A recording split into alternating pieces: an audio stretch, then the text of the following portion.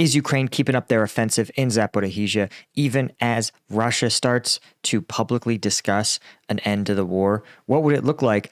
I'm Paul, U.S. Army combat veteran. It's August 18th, 2023. This is your daily Ukraine update. Let's get into it.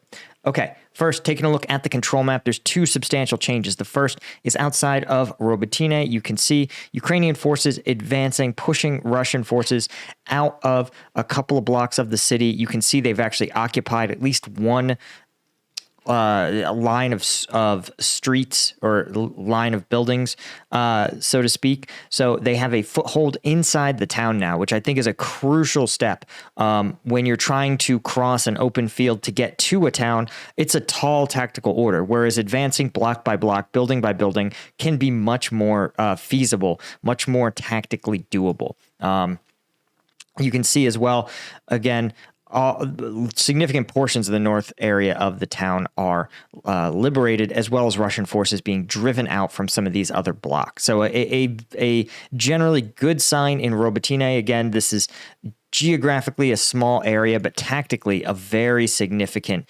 change in the battlefield situation, at least for the operational objective of Robotyne.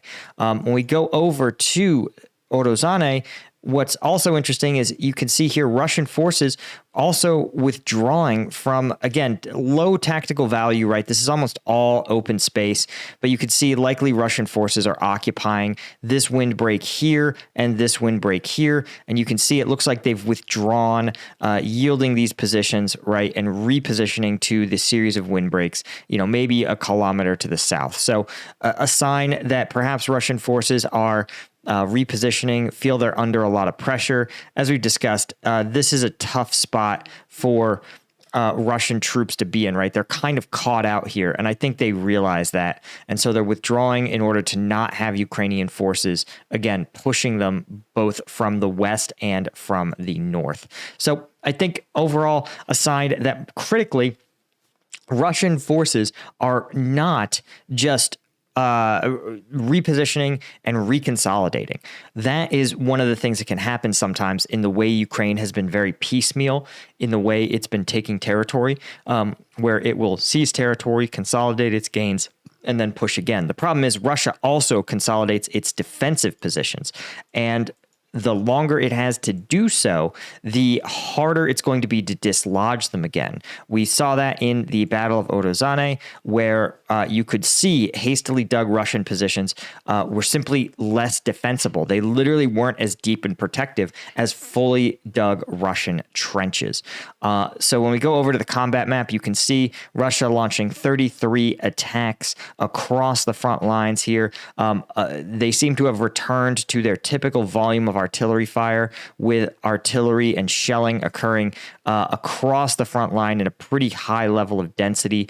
So it's a sign, again, I think, that Russia may be having logistics issues in the sense that it appears to be perhaps launching these attacks either to fix Ukrainian forces in place to not allow them to break through. It may also be launching this high volume of artillery to cover the repositioning of these troops, or to give these Russian troops time to dig in and establish their fighting positions before Ukraine launches another offensive. But the fact that Russia now has to engage in this ebb and flow could be a sign of logistic struggling.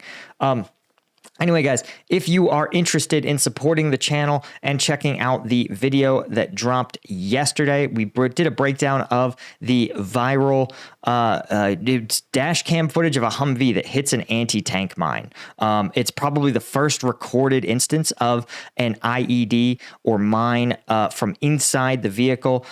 We do a deep dive analysis on what happened, how the Humvees are designed, and how the soldiers react to the incident. And if you're interested, I can't even show you the thumbnail or I'll be demonetized, but it's in the members only content section of combatvetnews.com. This is the best way to support the channel. I have very few sponsors now. I'm routinely demonetized, but I believe in covering this content and I depend on you guys to help me out. So any one of these tiers is going to get you access to the exclusive room on the Discord and the members only content. Anyway, guys, taking a look at the news, this is where I thought things got pretty interesting today. The Vostok Battalion commander, this is a Russian-aligned like PMC type of force, has openly suggested that Russia freeze the war in Ukraine along the current front lines. This is something that is a narrative put forward by actually Prigozhin prior to his armed rebellion. The commander, Kodkovsky, my Russian isn't good, sorry, stated that Russia will not be able to topple the Ukrainian military in the near term, and that Russian forces probably aren't going to be occupying additional Ukrainian cities. This is exactly what Prigozhin said in April of 2023.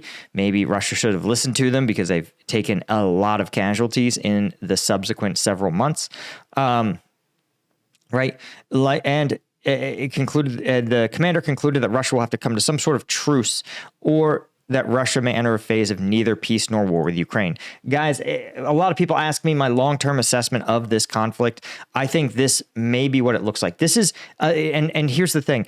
This is how things were prior to the Donbas, right? In the Donbas, it was occupied by separatists. Ukraine didn't recognize those separatists. And while there was exchanges of artillery and sniper fire, generally neither side really was able to impose their will on the other. And so they existed as in a sort of semi-truce, and indeed in a state of neither peace nor war, where the separatist Donbas was not controlled by Ukraine, but it was also not had not successfully achieved its independence. Again, the Donbas region prior to the invasion was a Russian puppet state. It was supported entirely by Russia, and it seems very likely that even prior to this invasion, a significant number of Russian troops were rotated through the Donbas region.